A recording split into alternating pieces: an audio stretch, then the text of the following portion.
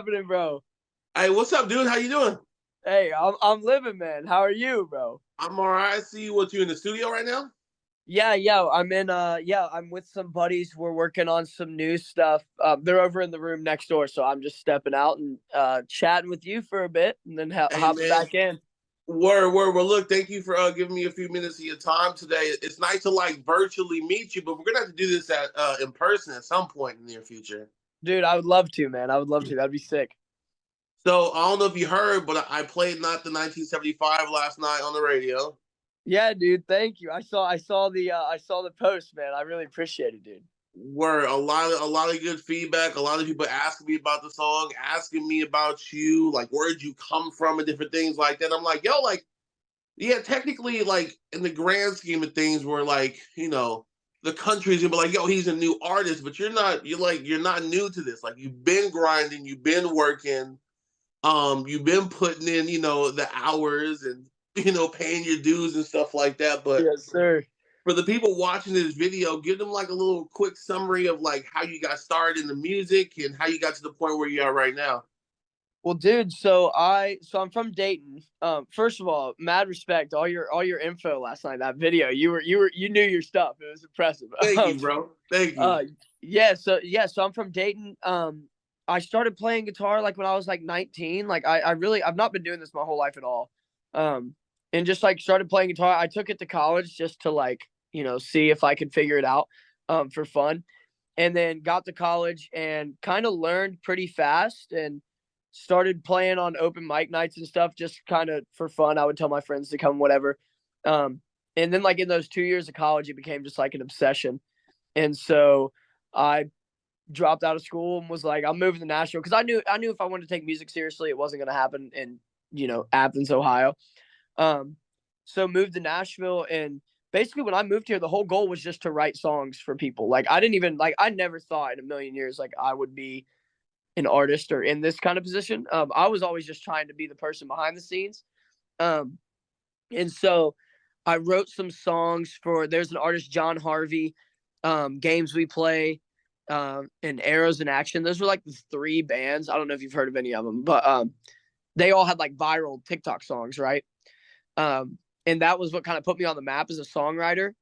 And so I signed a publishing deal last in 2022, like May of 2022, signed a publishing deal to be a staff writer. And then I recorded 7 songs that were just like old songs I had laying around. And I was like, I'm going to record them, get them pitched to people. And I showed them to my publishers and they like laughed. And they were like, dude, you're putting these out. They were like, no one else is like, you need to be the one putting these out. And so I didn't want to do it, but then I did. And the first song we put out was my song Sneakers. And like that one like took off. Yeah. And ever since then, it's just been like snowball effect, dude. For sure. Yeah, I've had a chance to dive into the catalog. Every single song I heard is dope. Like I'm Thank you, playing bro. not the 1975 right now. I know we got Here's to Us coming out on the 19th, but like Sneakers, the other records, like I had a chance to really get into it because like I said in the video I posted, like I've been addicted to this song. Like it's crazy. Thank Like you, it's bro. obviously it's super catchy. The vibes are good. I mean, it's just a good record. So I had to dive into everything else, and everything has sounded super dope. Like when you mentioned, like the public, they laughed at you. Said, didn't you turn around and said they had to put it out? I thought we were going down the road because I saw a tweet you posted. And look, you said I was on my info last night. I really dig deep, bro. So I saw a tweet that you posted, and tell me if this is true or not. But you tried out for American Idol, and Katy Perry was like, why do we need you when we already have Ed Sheeran? Like, what, bro? Like, that's Yeah, crazy. yeah, bro. That I wish I've never seen the footage, but I did. I went to American Idol and I made it to the filming part, Yeah. and that was what she said. That was like I got to know from her and Luke Bryan, Lionel Richie. Shout out Lionel Richie. He loved me. That was great. But yeah, her exact words were, "We already have Ed Sheeran. Why would we need you?" That's And now me and crazy. Ed are on the same label, so like that's kind of sick. Exactly.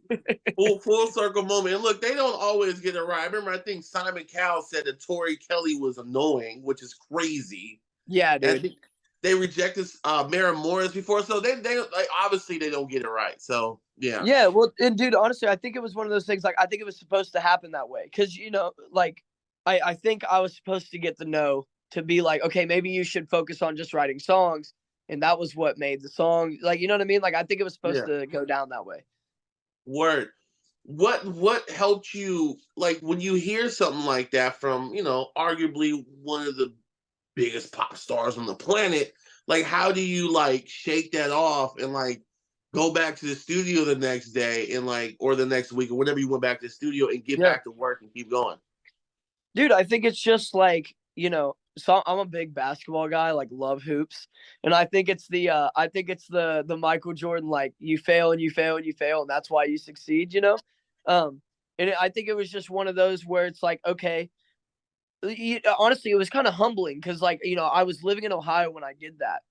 And when you're in a place where you're the only person trying to make music and you're the only person who sings and plays acoustic guitar, like, at that time in my life, I definitely thought like, oh, I'm really good at this. Like, I'm really good. And then going through an experience like that, it's like, oh wait, no, you still got work to do. But that wasn't gonna stop me from, like, I was like, well, this doesn't affect my songwriting. You know what I mean? Like, because I Yeah. was singing cover songs, obviously, on American Idol.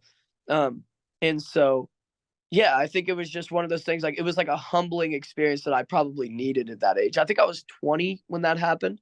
I'm For sure. 26 now, so um, yeah, it was definitely like a much needed experience. Word. Okay. Yeah, I was curious. I looked for the video. I couldn't find the video anywhere, so I was curious. Like, damn, like, why would she go that hard? But I like how you were able to, use that as more fuel to get back to it and keep the grind going. For sure, for sure. That's lit. Uh, you mentioned hoops. Who's your favorite team?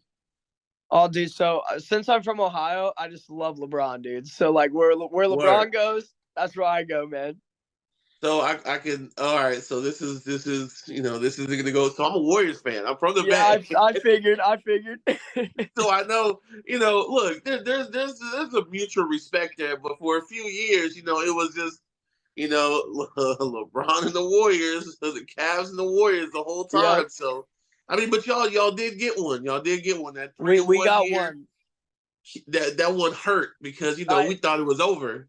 Yeah, I'll tell you what, I would have liked to, but I'll take one. And now that they're in the West too, especially that the Lakers are in the West, like, now I look back at those couple years, and it's like, 'cause I was like in high school when that happened. It's like, bro, those are some of the best basketball games like ever back then. You know what I mean? So I'm like, I'm grateful for those. For sure, for sure. Are you a football fan? Dude, I try to be. I'm like, I'm a fan of the sport. Like, I love watching a good football game, Yeah. but dude, I grew up my whole life rooting for the Bengals, and my first 13 years of life, I would just come home so excited. Like, I'd go to church with my mom on Sundays, and I'd come home so excited, and the Bengals would just get whacked. And after 13 years of that, dude, I was just like, I don't think I like this anymore. And so I kind of fell off of caring about football, but I still love watching like a good game. Look, bro, I hear you. I'm a Raiders fan, so I get Oh, it. you get it. You get it for So I sure. get it. Not only have they been getting whacked, they left me. They Yeah, left. they They did. broke my heart. So it's all. I'm still a Raider fan though, but that part sucked. So you got a headline tour coming up. I think it starts the 30th, completely sold out. Yes, Like, sir. dude, like, the feeling when you see, like, because I feel like there has to be some type of anxiety when you drop these tour dates or when you drop music or if you drop merch or something like that. But to drop these shows, the next thing you know, sells completely out. Like, how does that feel? Dude, it's like, I mean, honestly, I don't think it's hit me yet. I don't think it'll hit me until I see the crowds. Yeah. Like, it really was like day one. I remember, like, tickets went live, and 2 hours later my manager was calling me and was like, hey, four of the 9 shows sold out. And then, like, later that night, the fifth show sold. It's like, bro, it's crazy to see how many people care that much. Because, like, dude, obviously I'm like signed to a label now, and it's cool. Like, I get to work in these kind of studios, and which is awesome. But at the end of the day, it's just like me and my boys that I've always made music with making these songs. And so, like, I remember 6 years ago when specifically my buddy Spencer Jordan, he's in the other room right now, but me and Spencer, like, he was the first person I met in Nashville.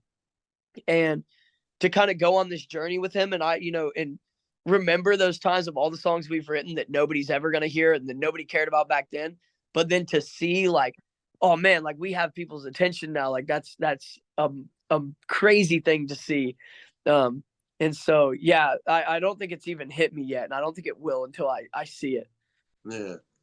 Well, dude, it's only gonna get bigger. That's the thing. It's only gonna get bigger. It's only Hey, gonna I'm get down. crazier. I'm down, bro. I hope in the next year or two I can still get you on the phone, man. But Hey, we'll make it it's happen. Don't you worry. We'll make it happen. word. It's only gonna get bigger, and for someone to like just because I think you were pursuing being a teacher in school, right? Yeah, yeah, it was. Yeah, word. I don't know. I like Yes, sir. to go from that and to like have something that's secure and be like, you know what? I'm about to get out of school.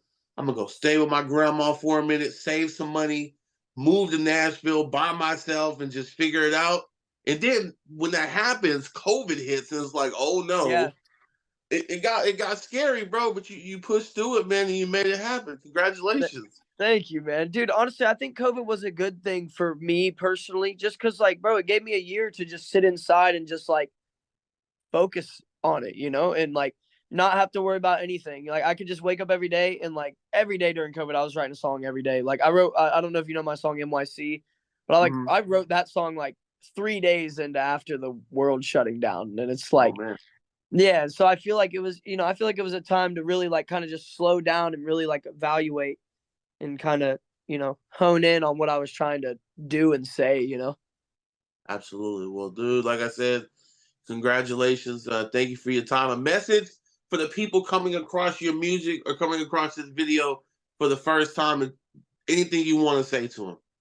Oh man, dude. Well, one, if you've heard not the 1975, go check out all the other stuff. I really do believe like I've put out 2 EPs that each have 7 songs, and I think every song holds up to just as good as not the 1975. Thankfully, we're getting a lot of love on that one, which I'm like super stoked about. But all the songs are like, man, I think like Dumpster Fire is a sick song, and I Don't Want to Know is sick, and I'm So Good at Being Alone is sick. And so if you like one of my songs, go check out the rest because I promise there's something in there for everybody. Word. Hell yeah. Knox, bro. Thank you. I'm gonna let you get back to that studio session because I know that studio stuff ain't cheap. You feel me? Hey, Everything like that. unfortunately I feel you, bro. But look, man, and like a year, so you go buy your own studio. It's good. You locked Yes, in. sir. Yes, sir, bro. Well, hey, man. Hopefully, I can get out west and come in and say what's up in person, bro. That'd be sick. For sure. Yeah, we'll make that happen, man. But no, again, like I said, I appreciate your time today. Of course, bro. Thanks for having me, man. I appreciate you. Word. Go Warriors. Yes. Hey, I respect it. I respect it. For sure. I should have worn my Warriors hat. Damn. Yeah, yeah. You should. Hey, next time, I'll pull up in my Brown jersey. Don't worry. Got you.